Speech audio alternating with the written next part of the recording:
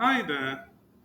My name is Emo Bosa and I am the Customer Success Manager at WebWork Tools Limited. Today I want to present to you the second app that we have built as a company. The first app we built was for managing churches and it was pretty much on demand. But this one is also on demand, but it's more business like. Allow me to introduce to you Storekeeper. Of course, you can see Storekeeper DV. So what this means is developer version. So this is the version of our development. So the actual app that was developed. So now the Storekeeper app really it is for people who have supermarkets. It's targeted at people who have supermarkets, and the reason we built this app is because we at WebWork Tools, we the stakeholders at WebWork Tools, we we have other businesses, and the reason that WebWork Tools was set up was to build software for these businesses. And as a matter of fact, building this app is a fulfillment of why we started in the first place. Being Zoho partners, we're using Zoho Creator to build an app that supports one of the businesses that we have. So I'm just going to go straight down to what the product is about, and I'll show you a couple of things that will help you understand how the product works better. Storekeeper helps business owners to manage their vendors right here. So you can view all your vendors or you can add a new vendor. You can also import vendors from the reports here. So you can come here and just choose import. You can also export this data in case you want to use it somewhere else, and you can view it in different ways. There's a list view, timeline view based on when the vendors were added and all of that, or when they were modified. You can actually create special reports. You can also have additional reports if you like, but the app is released to you the way you see it. So here you have the vendor ID, the vendor name, and the date the vendor was added, and the date the vendor record was modified, just in case you're making any changes. Zoho Creator has track records, so you can actually track everything. Okay.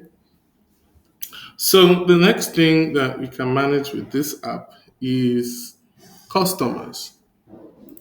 So when you come to customers, you can view all your customers. Now, what is interesting here is viewing customers in this app is by phone number. And the reason for this is a typical supermarket, especially in Nigeria, doesn't have KYC. And it's possible to have just one customer, which is basically every customer. Take for instance, if you're in Nigeria and you have a typical shop, you are not going to usually be able to ask customers for their phone numbers, email addresses, or any other information. So you have basic customer profiling where you just have the customer's phone numbers. But in some cases where the customer will be able to give you more information, you can actually see the customer's details. Yeah. So you can put in customer's phone number, name, email address, and what have you. And that helps you to have a simple customer profile. Just phone number, name, email address, and contact address. We started with phone number because phone number is kind of like the index. Two customers can have the same phone number. Now, two customers cannot have the same email address, but what's interesting is that if two customers don't have email addresses, that's okay, so they can have like their country per se, and the thing here is, if you notice, we have to put customer country here, and in the video where we're going to talk about setting up this app, we're going to tell you why we put this country here. We put this country so that in the process of importing, Zoho Creator can tell what country the customer belongs to so that the phone number is formatted properly. Okay. Then, but you don't need the country, ideally. Okay, so that's on managing customers. So let's go to the next part, which is managing products. Now, this is the juicy part because this system has three things that you must know. So you have product groups, product items, and products. Now, I'm going to tell you how these work. For product groups are like bundles. Like you have a carton of biscuits, you have a pack of water. Yeah. So let's say you have a pack of seaway water, all right? And you add it here. You have the cost price of the seaway water, you have the selling price. Okay. You can also add in here the single seaway bottles as products. So you can say, okay, this is the cost of selling each of these products, like a single bottle, while you have the cost of like a bag or a crate or something. Now, furthermore, when you create these groups, yeah, you can actually add the products that you would use in this group. So you have this product item here, for instance. Let's check the fashion bundle now. So it has jeans and dress. So you can have several product items in one bundle.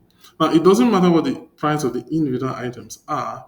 What matters is that this cost price and this selling price is going to be recorded when you sell this bundle. So it's pretty much very important that when you're setting the price of the bundles, you make regard to the prices of individual items. Now we didn't stop that because it's possible for you to sell a bundle cheaper than when you add the items together. So let's take a look at these products now. So you have jeans. Jeans here, the selling price is 4,500 naira. Yeah. Now let's open the bundle again. Now the dress here, the selling price is 7,000 naira. So 4,500 plus 7,000, that's going to be that's 11,500. Yeah. That's the price if you were to buy those two items together. But you see, in the fashion bundle, the price here is 10,000 naira. So if you want to offer products as bundles, you would want to use groups. Now we have what is called the product register. So this is where you add the product item or the group. And of course, you have like the barcode or QR code reference. We're going to talk about this in a bit. So basically, you have the product details automatically loaded in here when you register the product. So let's go into the specific details. So if you want to add a group, a product group, you put the group name, description, then you select the product items for the group. You can also immediately add a product item that you want to add to the group and go ahead and put the details, and the item will automatically be added to the group. So you can add the group and add items right away. Put the unit, put the cost price, selling price, and default vendor. Okay. So for groups, default vendor is not compulsory because groups are not used in inventory. But when you're adding product items, okay, the default vendor is compulsory. Okay, but group is not compulsory. So it's possible you have an item and you don't want it to be in a group. All right. So now let's talk about something with the product items. You see inventory threshold and stock check days. Inventory threshold allows you to set a threshold for which this product item is going to have and like a request for you to buy more of it. So if you have a supermarket and you want to make sure that when this item is finishing, you are able to get a request to buy more, you can do stock check between 1 to 7 days. So if you say 7 days, 20%, what happens is it checks all the orders within the past 7 days. And if the orders are up to 80%, that means if it's only 20% left, or it's not more than 20% of these items left, based on all the inventory you have, it's going to make requests for you to buy more of this product item automatically without you having to blink. Okay, so now that being said, let's go to the product register. Now, when you want to register a product, Okay, you can choose either a product group, yeah, and select the group you want to register or product item. Now, please note that you can only register an item or a group once. You can't register any of these twice. So then you have the barcode or QR code reference. Now, if you're using a computer to enter this information, you are going to have to type it yourself. Okay. So if you have the information, you should put it in. If you don't have it, no problem. You can download the Zoro Creator app using your phone, get the latest version of the app, and you can scan the barcode or QR code in here. It's going to have a kind of camera selection here, but the desktop version doesn't have it. So it's important that you use a mobile device, maybe a tablet or a mobile phone, to scan that code. But you can add it at any time. For instance, if I come to any of the products here, you see they don't have any codes because I'm really not selling. This is the developer version. But if I want to sell this, okay, I'm just going to use the mobile phone to scan for this code. Though I can put it here manually, but it's usually better to scan so that you're accurate. And I'll tell you where that scanning works. Okay, so now there is this product reference. And the product reference is basically a unique code for the product. Okay, and this reference per se is provided for the product item or the product group. So, what is interesting here is that it's possible that a product item or a product group may have the same reference, but they cannot have the same barcode or QR code reference.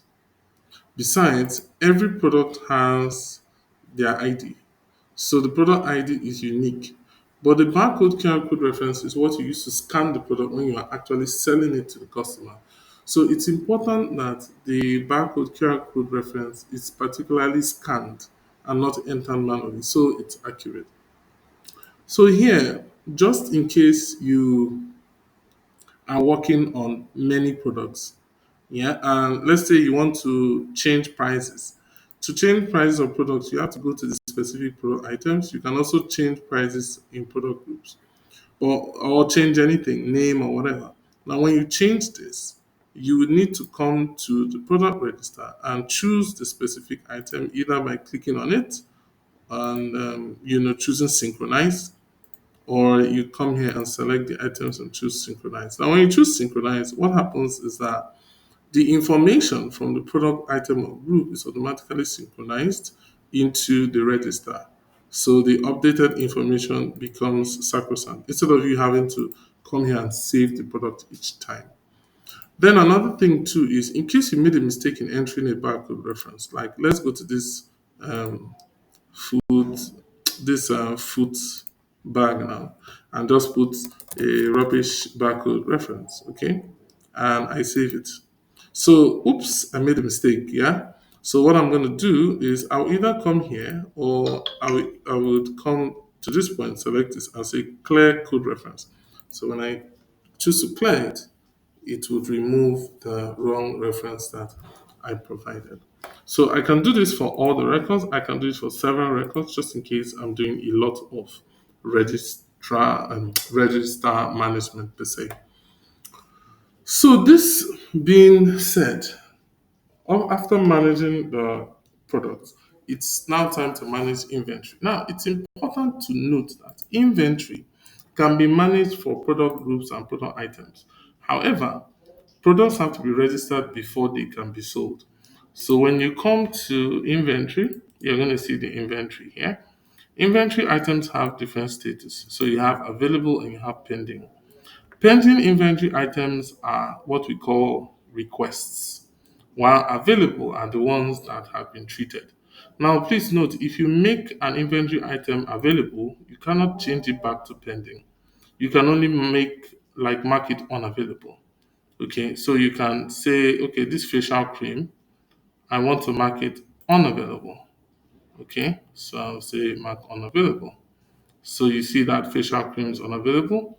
I can mark several items available or unavailable. Yeah, I can select the items I want to be available or unavailable. Now, even if the item is already available, the system will just ignore but the one that is not available will be made available. So mark products and two inventory items as available. I say yes.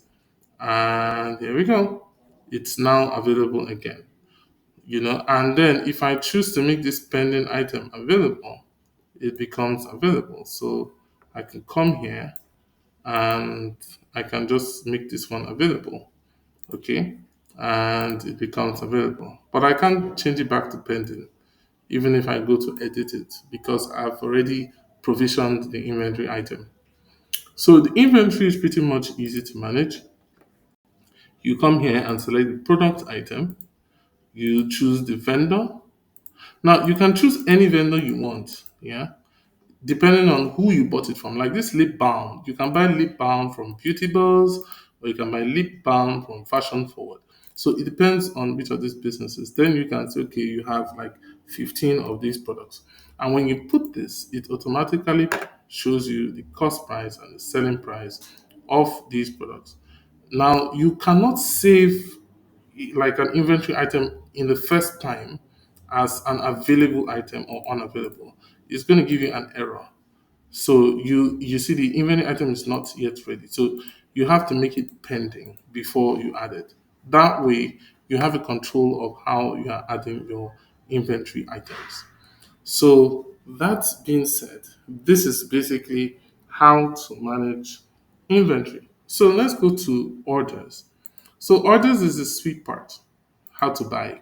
Okay. Now the performance of this system has been made beautiful. Let's check some items in inventory. Let's see what can be sold. So we have facial cream. We have we have this Bella Africana shoes, and we have scarf is too small. I don't want the finished product.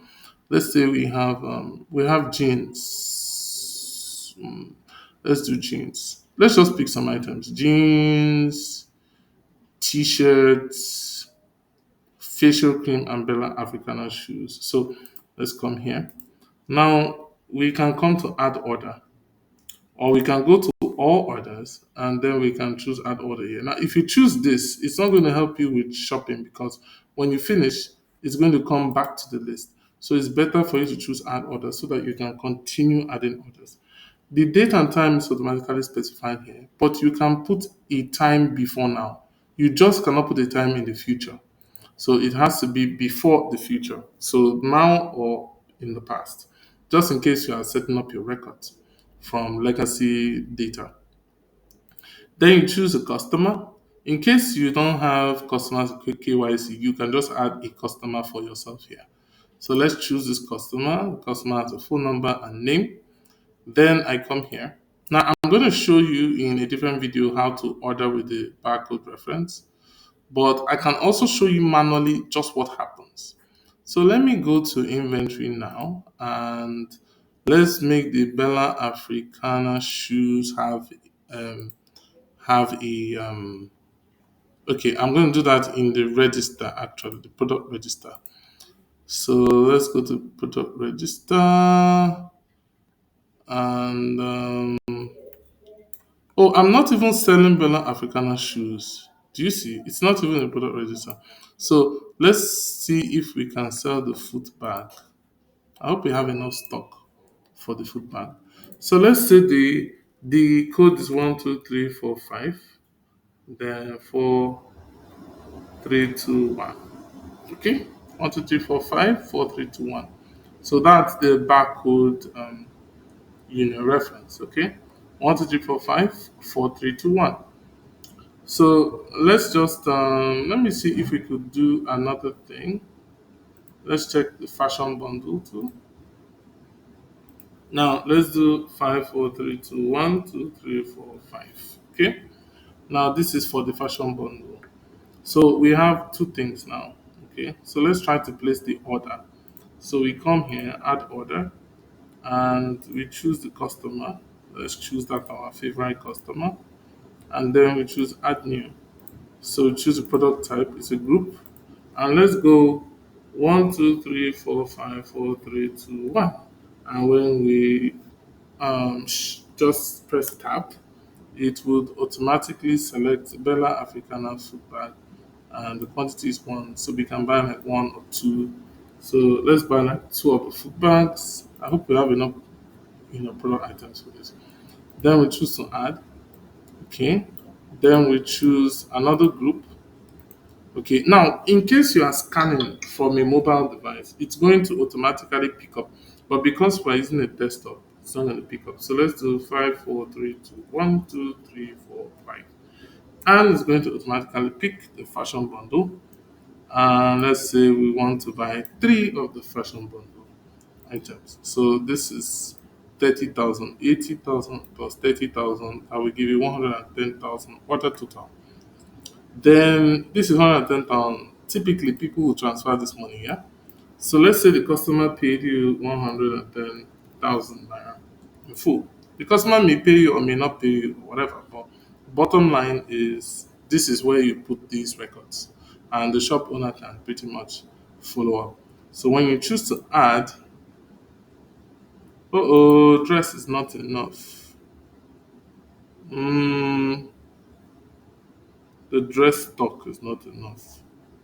So I'm gonna do something here. Let me just quickly try to.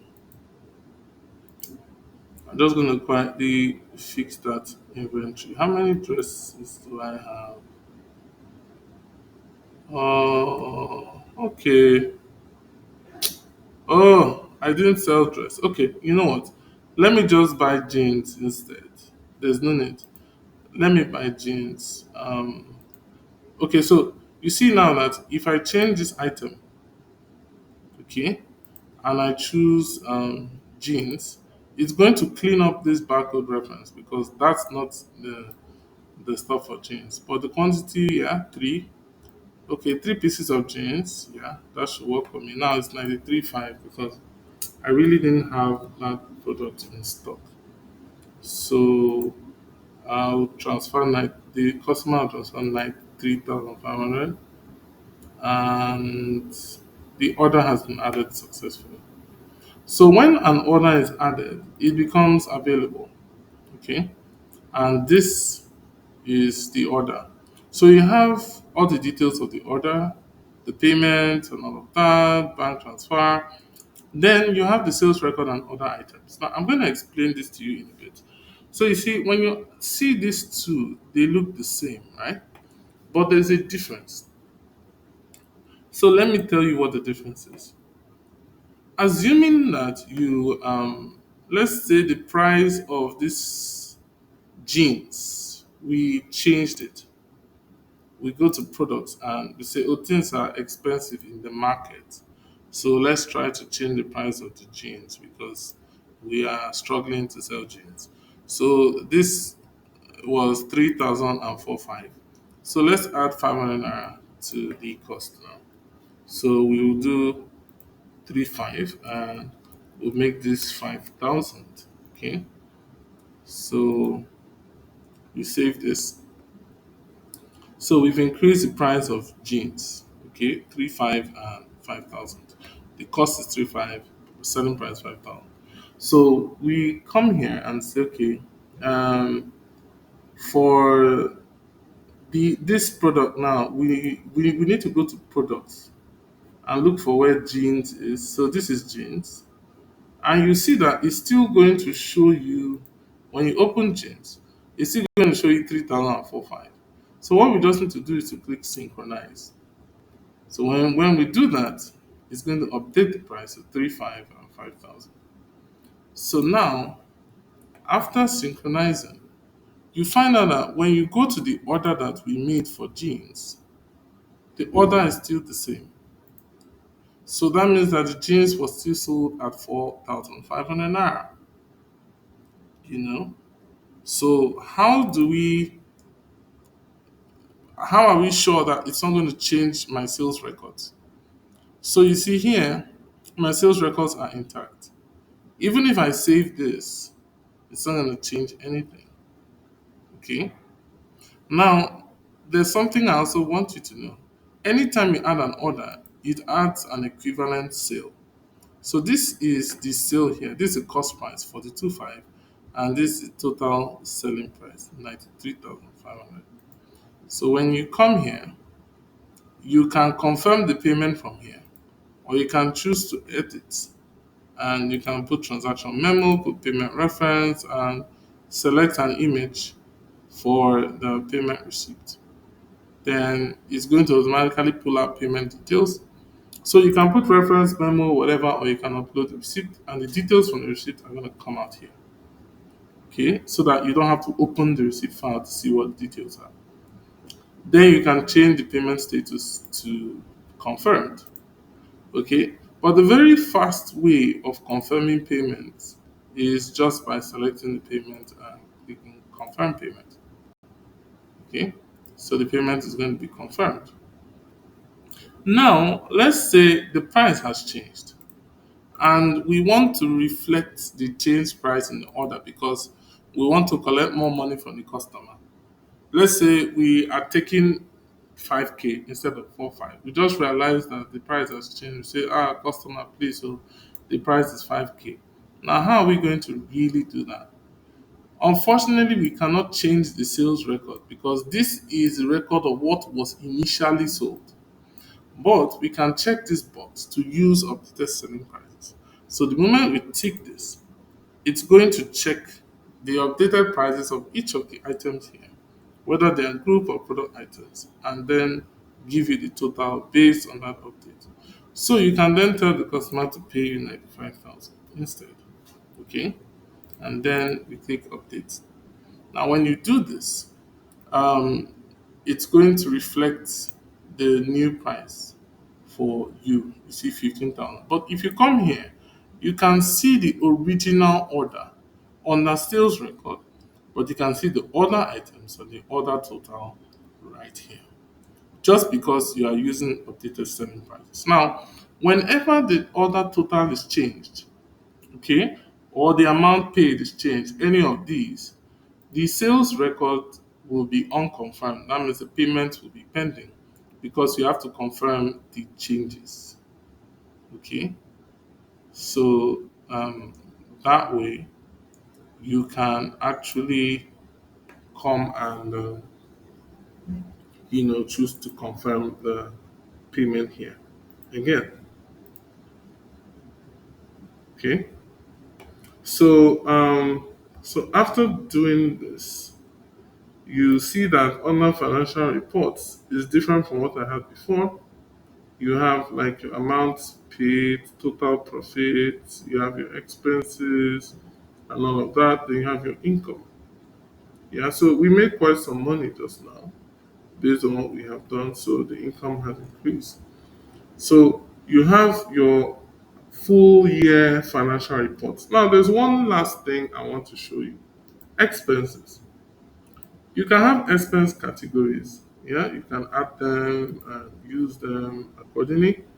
Now, when you add expenses, there's a beautiful thing here. Apart from choosing category and the amount and having expense data description, you can choose a vendor and you can choose an inventory item that is linked to that vendor, to that expense. Now, if you choose a pending item, for instance, it will show you the quantity. But if you choose an available item, it will not show you the quantity. Now, the reason is when an item is pending, it is a request. So when you say you have spent money on this item, anything you sell on this item, you are able to check it against this expense and see what your profit is. So, ladies and gentlemen, this is the Storekeeper app and this is how it works. So, please feel free to share your feedback and I will be happy to take them. Share it in whatever comment sections you see this video, whether it's on YouTube or any other social media. Thank you so much for having me. And I look forward to releasing the next version of this app, which is going to have pretty much stock movements. So for those selling oil, gas, liquid, and for those selling perishable items, food items that spoil and all of that, you can put some triggers to make sure your inventory is pixel perfect. See you next time, and thank you for having me. I hope you enjoy this product because whenever you publish it, this is a video you'll be happy to watch. The next video you're going to watch about this is going to be the video that allows you to or teaches you how to import export, and use the reports from this application. Thank you so much, and have a great day selling products. Goodbye.